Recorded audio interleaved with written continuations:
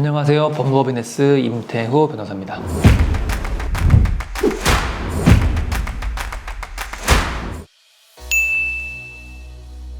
탄원서는 형사사건의 피의자 또는 피고인이 그 사건의 혐의를 인정하고 반성할 때 당사자의 가족 또는 지인이 검사 또는 재판부에 선처를 부탁드리는 문서입니다. 사건에 대해 무혐의 또는 무죄를 다투는 경우에는 탄원서를 쓰는 것이 적절하지 않습니다. 사건을 알지 못하는 제3자가 당사자를 위해 이 사람이 그런 행동을 했을 리 없다는 탄원서를 쓰는 것은 오히려 안 좋게 보일 수도 있습니다. 되도록 탄원서는 혐의를 인정하는 사건에 대해 제출해야 합니다.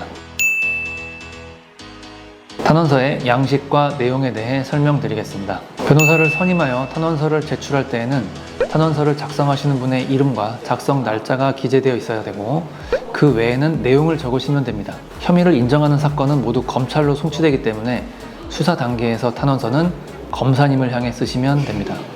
재판 단계에서는 판사님을 향해 쓰시면 됩니다. 변호사가 그 탄원서를 받아서 담당 검사실 또는 담당 법원에 제출할 것이기 때문에 사건 번호 또는 담당 검사실, 판사실은 적지 않으셔도 됩니다. 다만 탄원인의 주민번호, 주소가 기재된 신분증 사본은 꼭 첨부되어야 합니다. 탄원서에 들어가야 하는 내용은 사건 당사자와의 관계, 가족 또는 회사 동료라는 점을 적어야 되고 사건 당사자의 평소 품행, 그리고 사건 당사자를 옆에서 지켜봤을 때 깊이 후회하고 반성하고 있더라는 내용, 그리고 사건 당사자의 성격과 사건을 대하는 태도를 보았을 때 이러한 잘못을 다시 저지르지 않을 것 같다, 나도 돕겠다, 그런 내용이 들어가면 좋습니다. 탄원서에 들어가면 안 좋은 내용은 사건에 대한 상세한 내용, 사건에 대해 당사자가 그랬을 리 없다는 내용 또는 피해자를 비난하는 내용, 그런 내용은 안 들어가는 게 좋습니다.